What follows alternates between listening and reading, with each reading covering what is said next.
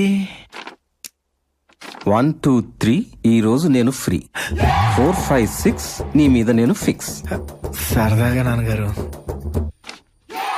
సన్నొస్తే చీకటి పోతుంది, నిన్ను చూస్తే నా మతిపోతుంది.